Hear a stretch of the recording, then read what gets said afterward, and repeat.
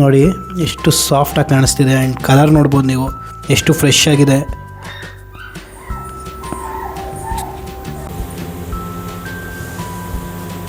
ಮೀನು ಸಾಂಬಾರಿಗೆ ಇದು ಸುಟ್ಟಿರುಳ್ಳಿ ಇಟ್ಟರೆ ಚೆನ್ನಾಗಿರ್ತೈತಿ.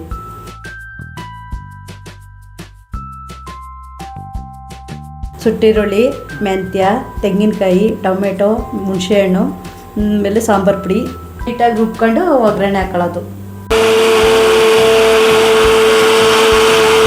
ಇದರಲ್ಲಿ ಸಾಂಬಾರಿಗೆ ಒಗ್ಗರಣೆ ಮಾಡ್ತಾ ಇದ್ದೀನಿ.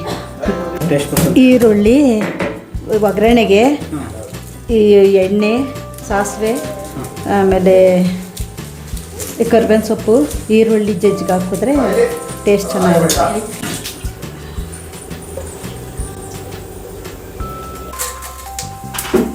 ಸೊಪ್ಪು, ಈರುಳ್ಳಿ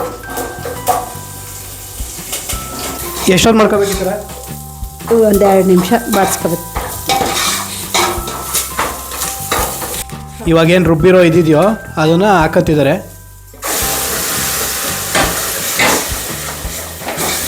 ಸೊ ಅವೆಲ್ಲ ಚೆನ್ನಾಗಿ ಮಿಕ್ಸ್ ಆಗಬೇಕು. ಇವಾಗ ನೋಡಿ ಕಲರ್ ಹೇಗೆ ಬರ್ತಿದೆ. ಈ ಮೀನು ಸಾರು ತುಂಬ ಗಟ್ಟಿ ಇದ್ದಷ್ಟು ಚೆನ್ನಾಗಿ ಬರುತ್ತೆ ಟೇಸ್ಟು.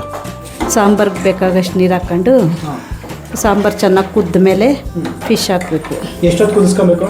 ಇದು ಹಸಿ ವಾಸನೆ ಹೋಗಂಗೆ ಚೆನ್ನಾಗಿ ಕುದಿಬೇಕು. ಸಾಂಬಾರು ಚೆನ್ನಾಗಿ ಮಳ್ಳದ ಮೇಲೆ ಫಿಶ್ ಹಾಕೋಬೇಕು. ಸಾಲ್ಟು ರುಚಿಗೆ ತಕ್ಕನಷ್ಟು. ಅಂದಾಜು ಎಷ್ಟು ನಿಮಿಷ ಈ ಥರ ಮಾಡ್ಕೊಬೇಕು? ಚೆನ್ನಾಗಿ ಮಾಡಬೇಕು ಕಣ. ಅದೇ ಎಷ್ಟೊತ್ತು ನಮ್ಗೆ ಗೊತ್ತಿಲ್ಲ, ಹೇಳ್ಕೊಬೇಕು ನೀವು. ಮಾಡಬೇಕು ಒಂದು 20 ನಿಮಿಷನಾದರೂ ಮಾಡಬೇಕು ಚೆನ್ನಾಗಿ. 20 ನಿಮಿಷ ಬೇಕಾಯ್ತು ಮಾಡೋಕ್ಕೆ. ಸೊ ನೋಡ್ತಿರ್ಬೋದು ಫಿಶ್ನ ತೊಳ್ಕೊತಿದ್ದೀವಿ. 3 ಸಾರಿ ತೊಳೆದೈತೆ, ಇದು 4ನೇ ಸಾರಿ. ಅರ್ಶಿನೂ ಉಪ್ಪು ಹಾಕಿ ತೊಳೆದೈತೆ. ಮಾಮೂಲಿ ಚಿಕನು ಮಟನ್ ಎಲ್ಲ ಹೆಂಗೆ ತೊಳ್ಕೊಂತೀವೋ ಆ ಥರನೇನಾ?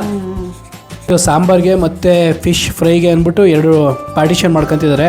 ಸೊ ಸಾಫ್ಟ್ ಆಗಿರೋದನ್ನೆಲ್ಲ ಫ್ರೈಗೆ ಹಾಕತ್ತಿದ್ದಾರೆ ಆ್ಯಂಡ್ ಮೂಳೆ ಥರ ಇರೋದನ್ನ ಸಾಂಬಾರು ಕರಿಗೆ ಹಾಕತ್ತಿದ್ದಾರೆ. ನೋಡಿ ಒಳ್ಳೆ ಬೆಣ್ಣೆ ಥರ ಇದೆ ಫಿಶ್ಶು. ಬಿಸಿ ಬಿಸಿ ನೋಡ್ಕೋ.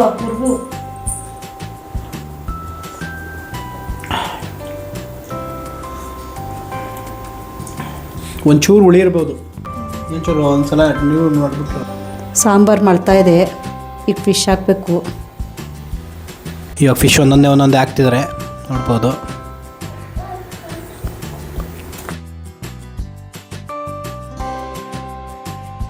ಈ ಥರ ಎಷ್ಟೊತ್ತು ಮಾಡ್ಕೋಬೇಕು ಮಮ್ಮಿ? ಒಂದು 10 ನಿಮಿಷ. 10 ನಿಮಿಷ ಹಿಂಗೆ 10 ನಿಮಿಷ ಇದು ಬೆಂದರೆ ಸಾಕು.